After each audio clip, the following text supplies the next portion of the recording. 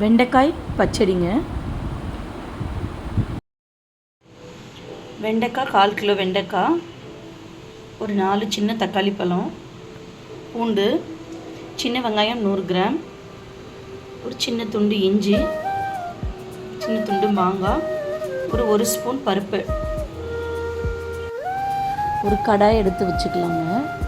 கடாய் எடுத்து 1 ஸ்பூன் வெந்தயம், 1 ஸ்பூன் கடுகு போட்டு நல்லா பொரியிற வரைக்கும் வெயிட் பண்ணலாம்.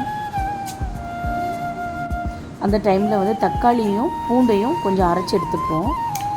இப்போ வெந்தயமும் கடுகு பொரிஞ்சிடுச்சு. வெங்காயம் கருவேப்பிலை போட்டுக்கலாம். நல்லா வதங்கன்னு தேவையில்லை, கூடவே வெண்டைக்காவும் போட்டுக்கலாம்.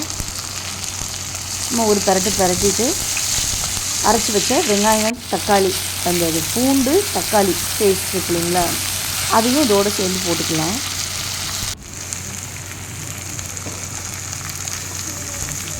ஏன்னா நல்லா அப்படி எண்ணெயிலே வதக்கணும் அப்படின்லாம் அது கிடையாது.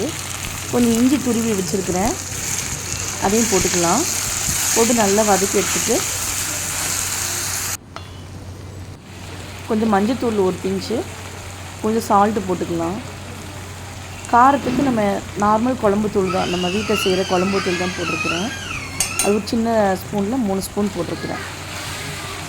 போட்டு வதக்கி கொஞ்சம் நேரம் வெந்துட்டுருக்கட்டும்.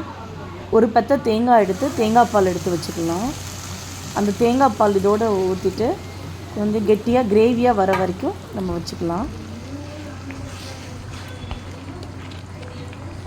அப்புறம் கொஞ்சம் திக்கானதுக்கப்புறம் ஒரு ஸ்பூன் பருப்பு போட்டிங்கன்னா தேங்காய் பால் வெண்டைக்காய் தொக்கு ரெடி ஆகிடும்.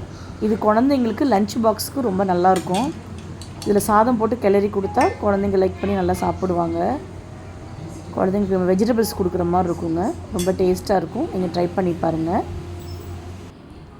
வெண்டைக்காய் தொக்கு, வெண்டைக்காய் பச்சடி. தேங்க்ஸ் ஃபார் வாட்சிங்.